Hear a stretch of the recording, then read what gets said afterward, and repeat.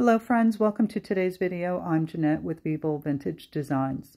I got an idea for a Christmas card from a previous video that I did where I created a wreath using poinsettias, and it was done in watercolor on black paper. I think it was a short. So I liked it so much that I thought I would create a Christmas card. So you can see here I am tracing a small bowl onto my photo paper, and you can make it, of course, whatever size you like. And I'll be using my dry palette. Here's my color chart. I'm going to be using two different reds, a darker one and a light one.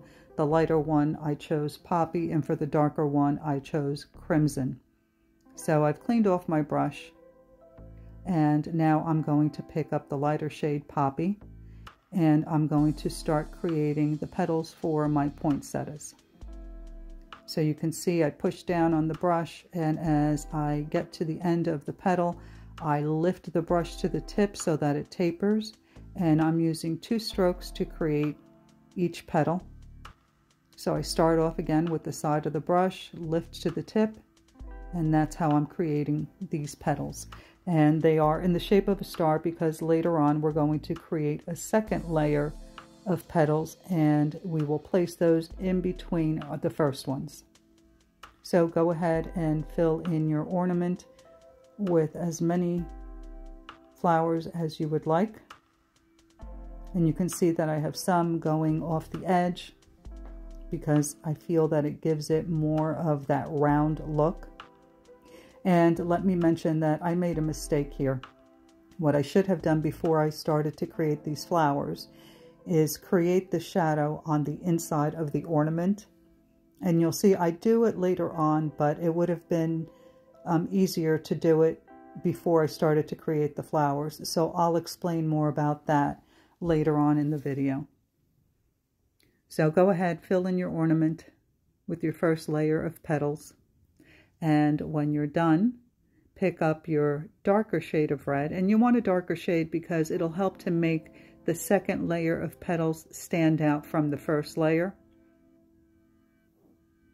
So you're going to go in between the first petals that you created and do another layer. And if you find that your petals aren't dark enough, you can go over them again.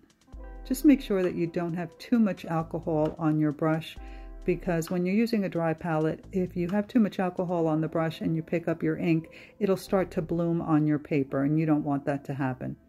So you can see that I have a wee pad on my table to protect it.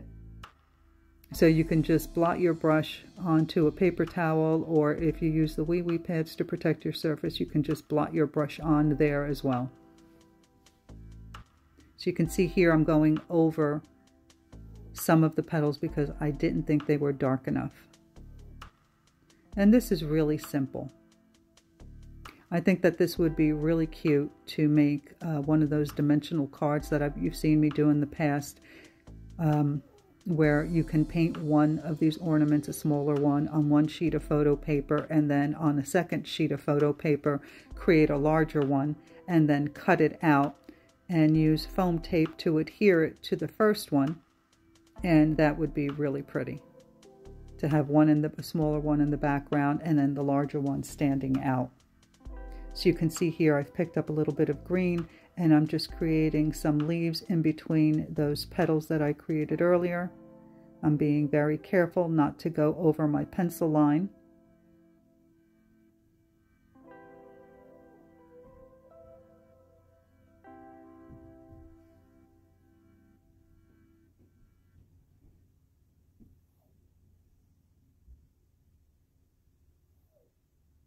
And I'm using the same exact technique that I used to create the petals for the leaves.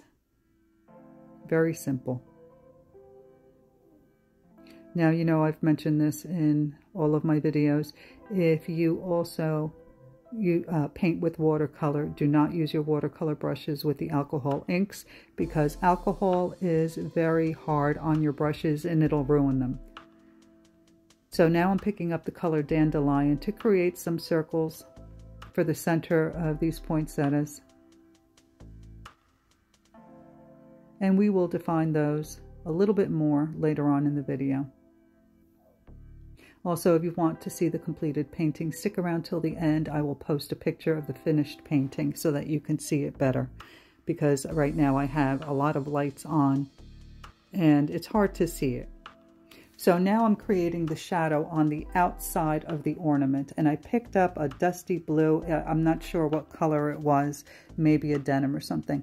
And you can see that it tapers on each end, and the way I got that was to start with the tip of the brush, and as I went around I pushed down on the brush and it broadened my stroke. And then I used a clean brush with some alcohol to taper it further on the edges and to clean up the edges. Now here is where I add the shadow on the inside, which I should have done before creating the flowers. So I had to be really careful not to touch the red or the green of the flowers. And now I'm just taking a clean brush and softening up the edges. You just want to create a little bit of shadow. It helps it look round. So now that I've finished with the shadows and my flowers, I'm picking up a little bit of sepia to create the top of the ornament, and I'm just using a tiny little brush, creating some lines, and then creating a curved line at the top, and then the little loop. I also picked up a little bit of dandelion and went in between the lines just to soften them up a little bit and to make it look as though it were a gold topper.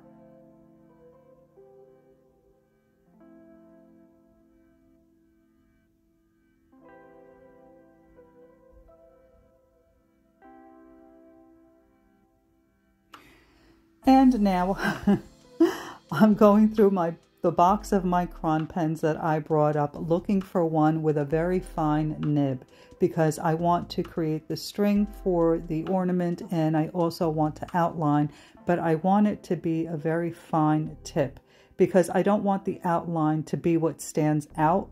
I want the ornament to stand out on its own. So I'm using, I think this is a 0.35. to create the string, and I used another sheet of photo paper to make sure my line was straight.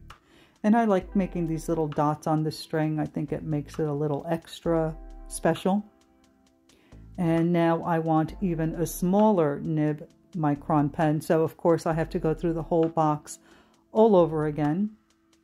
But to outline the ornament and the flowers, I used, I think it was a 0.20. which has a really nice small nib. And you can see that I'm using my little sketchy, skippy little lines. Again, I don't want the outline to be what stands out the most, but I just wanted to define my edges a little bit more and the flowers as well. So you can see that it's not a solid line. I'm skipping all over the place using a very light touch. And of course, you don't have to do this, but I thought it just made it stand out a little bit more. So here I am outlining the petals, and I'll be doing the same for the leaves. I create a center vein, and then the little veins that stem from that center vein. But I'm not adding too much detail with the micron pen. I'm trying to keep it very simple.